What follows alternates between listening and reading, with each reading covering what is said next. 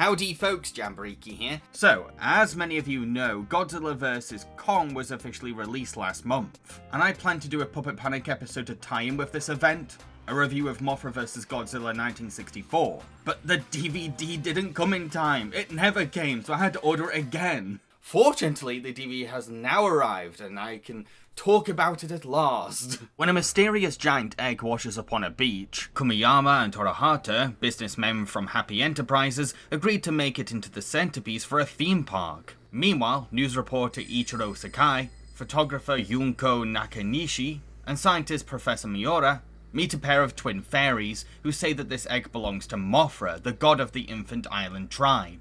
Our heroes try to persuade the businessmen to give Mothra her egg back, but they refuse to comply, which causes Infant Island to distrust Japanese civilization. So when we find out that Godzilla has returned to destroy Japan, it's up to this trio to sway Mothra into helping defend citizens from Zilla's rampage. Many Kaiju fans consider this film to be one of the best Godzilla films ever made, and you know what? I can 100% get behind that sentiment. At face value, it's your typical giant monster brawl, with every trope you would expect to see from this franchise. Godzilla destroying a city, the army trying to take him down, and another Kaiju being brought in to fight him in a big climax. However, there's so much under its surface that makes it more than just your average Godzilla movie. Thematically and narratively, it's a solid action drama with a lot to say about society. While our main characters aren't exactly charismatic or even memorable leads, they boldly represent the good of Japanese society, righteous, intelligent people who respect nature and understand science. They're professional in their fields, but also compassionate about all living things. Heck, you could call them the perfect role models for the audience. Most films portray the media as seedy and exploitative, but this news department is actually the film's voice of reason. They use their paper to criticize public figures, while also being a helpful information update resource for the public, which is exactly what the media should strive to be. 無駄ですね、いくら書いたって。僕はもう書くのやめます。じゃあお前その負けだ。もともと勝てっこないんですよ。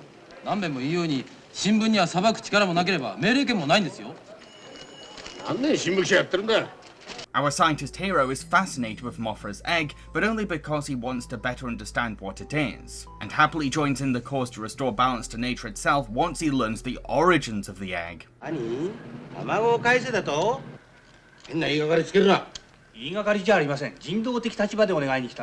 The Infant Island natives have every right to stubbornly refuse to help our heroes because of how their society has exploited their god's offspring and tarnished their home's environment. However, you can also tell that this tribe feels a sense of regret about this decision. They just don't want to be pushovers after being treated like an ashtray. They want to hold their ground after being trod on so much, yet there's a part of them that feels sad that they have to let people die in the process. The movie does a fantastic job humanizing them. 僕たちもですか。お気の毒です。 Our protagonists are humble enough to understand the pain that their civilization has caused outsiders. They deeply sympathize with this tribe, but they also really want to convince them to help them fight Godzilla. Seeing news reporters and scientists band together to improve relations between Japan's modern citizens, indigenous natives, and wild monsters all builds into the film's powerful commentary on societal improvement. 我々だって人間不信のない世の中は理想なんです。でも人間が多ければどうしても難しい問題が起きてくるんです。しかし我々は諦めません。その理想を実現するために努力していきます。どうか長い目で見てください。 This theme of camaraderie and trust is also brilliantly contrasted with the business-orientated villains. These two clearly only care about profit and success, showing no remorse about their interference with nature, even going as far as dismissing any wrongdoing on their part. おいおい、さっきから聞いてると持ち主っていうが、卵に持ち主の名前でも書いてあるのかね。書いてはありません。しかしはっきりしてます。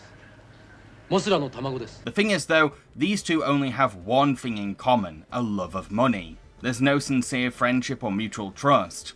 This is a relationship rooted entirely in superficiality. It's then later revealed that Torahata was screwing over Kumiyama, which leads to a rather violent confrontation, creating this fable about the consequences of distrust. Then Godzilla, a symbol of humankind's radioactive destruction, ends up killing Torahata in poetic justice. While our heroes are joining forces with Mothra on a road to victory, the villains' plans are being undone by their own greed and betrayal, as they face their end at the hands of the very nature they set out to reap from. The juxtaposition between good and evil here is beautifully satisfying. So what about the movie's main event? The big showdown between Mothra and Godzilla? Well, if that's the only reason you want to watch this movie, then you may be very disappointed. Because Mothra doesn't fight Godzilla until about an hour into the film.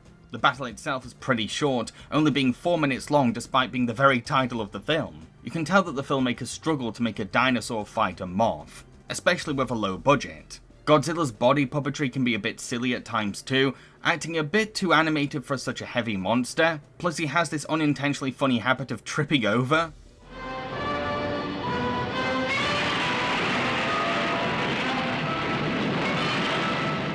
However, Mothra's puppet is gorgeously crafted. I've always loved her design. The effect for Mothra dragging Godzilla by the tail is done really well too. Not to mention, Mothra's poison attack and wing gust are great ways around her limited physical strength. Oh, and it's quite fun seeing Godzilla being disadvantaged against a flying opponent. But the real heart of this fight is the fact that it's Mothra's last ever battle. She's actually dying from old age, and she's decided to use the last of her energy to defend humans from Godzilla. It's a really tragic goodbye to this beautiful animal, especially as she dies while cradling her wing over the very egg that the humans stole from her, reminding us that humanity really didn't deserve a creature this amazing. If you think that's the end of the movie though, you are wrong. There's more to go. You see, Godzilla's rampage is still going on, with innocent school children now being in danger of Zilla's line of fire. Luckily, Mothra's egg hatches into twin larvae, who instinctively hop into action to save the day. This is maybe the best part of the film. No, it is the best part of the film. I love seeing these newborn larvae doing all they can to carry on their mother's legacy, being obviously outmatched in strength, but eager to keep fighting at all costs. It's so easy to root for these brave underdogs as they rely entirely on their silk string attacks to weaken Godzilla.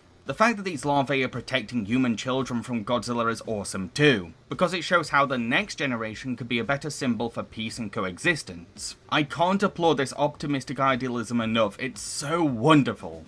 To conclude, Mothra vs. Godzilla 1964 doesn't exactly deliver on its title, but I can easily forgive that when the story is this good. The movie is a fantastic example of how kaiju cinema can be more than just monsters smashing into each other. It openly criticizes the evils of corporate greed, but also highlights the good that does exist in humanity, and how uniting with different cultures can help civilization defeat a common evil, while also teaching compelling lessons about trust, forgiveness, and growth. It's really inspiring cinematic storytelling for what's essentially a film about a giant moth beating up an atomic fire-breathing lizard. So what do you think of this movie? Let me know in the comment section below, and don't forget to click that like button.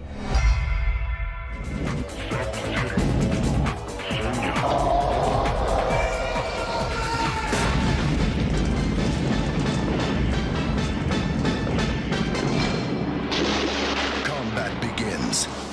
Cheerio, folks.